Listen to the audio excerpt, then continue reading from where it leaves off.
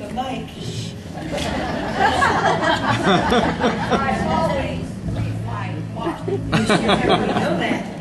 Thank you, Maria. Our next retiree that we're honoring this evening is Jennifer Norris. And as Karen LeDuc makes her way to the podium, I have your little letter. J is for joy in touching a child's life in a meaningful way. And your quote is by William A. Ward. The mediocre teacher tells. The good teacher explains. The superior teacher demonstrates. And the great teacher inspires.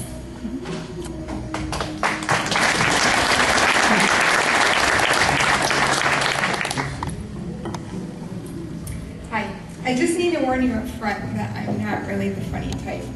I'm not a roaster, but really I think that's for the best because Jen really has no place in being a roastee. As far as the funny aspect goes, my 7-year-old daughter recently informed me, kind of matter-of-factly, that of the 4 of us in our family, I'm the 4th funniest. I must have looked a little dejected because she added right away, "Oh, it's okay, Mommy, though. You're still funnier than the dog most of the time." So anyway, I have to admit that I looked up retirement speeches on the internet for about a minute and a half after I realized that when you Google retirement speeches, the first thing up is the speeches that you give when you retire. The first one said, "It has been a pleasure to be with," insert name of company here, "for the last several years." Upon reading that over, I realized that truly that is the bottom line here for me today. Jen and I teach in a section of our school building that is on the top of the list for places most likely to stay locked after a lockdown has ended. Jen has been my company in this little alcove of ours for years. So with that said, please let me tell you what a pleasure it has been to be with my company, Jen Norris, for the last several years. I met Jen when I was 13 years old. From the beginning, I understood that this woman had a lot that she could teach me, and I valued the lessons that I got from her so much that to this day, if you were to rummage around in my filing cabinets in my classroom long enough, you would be able to pull out worksheets that Jen gave me when I was in 7th or 8th grade. I learned a lot from her, and my own art expanded because of her teaching. In high school, Jen taught me private art lessons at her house for a time, and I thoroughly enjoyed my time with her. She made me feel like I was very confident, and yet at the same time she encouraged me to keep going, to keep expanding my ideas and ways of communicating those ideas visually. She gave me a safe environment where I could be valued, or I was valued, in which I could create. Immediately after finishing college, I found myself as Jen's colleague. Again, she valued, loved, and encouraged me, all very necessary in helping a 22-year-old first-year teacher make it through the year. But she didn't stop there.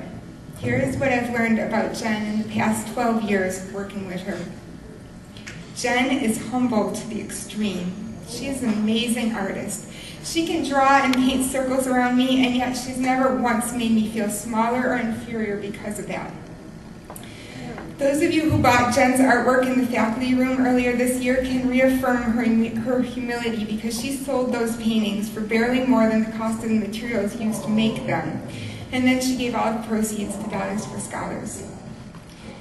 Jen is one of the kindest individuals that I know. She exudes a kindness to her students and the rest of us that's deep and genuine. She doesn't talk about others behind their backs, and she never belittles or puts down others, not even in jest. Even when provoked, Jen still is exceedingly kind in her dealings with people, even when they don't deserve it. The depth of this quality in Jen, quite frankly, still awes me after all these years. Here's a couple of things you might not know about Jen. Jen's a fantastic singer. For years, Jen has been a running soundtrack in our art rooms, and during her work breaks, you can hear her through the wall singing her heart out. My students would ask, "Who is that singing?" And I'd say, "Mrs. Norris," and they'd say, "Whoa, she's good." When I feel like I've known Jen thoroughly, she throws me for a loop by being the giver of unusual and fantastic gifts that only a fellow art teacher could completely appreciate. Jen has given me a Charlie Brown Christmas tree, a box of doorknobs, the wheels from the rack of her old dishwasher, and most recently, a 12-pack of toilet paper. I never know what's in store for me when she announces she has something for me, but for the most part, I've been able to find uses in the art room for most everything. On a more serious note, Jen is also full of empathy and wisdom, and as a result, I go to her for advice frequently.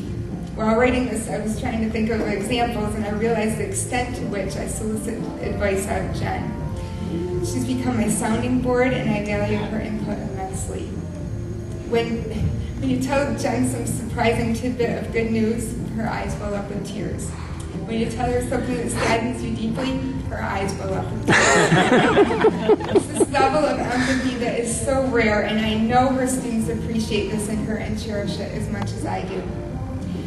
Lastly, Jen is one of those retirees that's going out the right way. She has managed to maintain her positive attitude, her enthusiasm for teaching and her subject matter, and her love of her students right up to the very end. If it weren't for her mishap in February, I'm quite sure she'd be leaving us with a box of the stuff.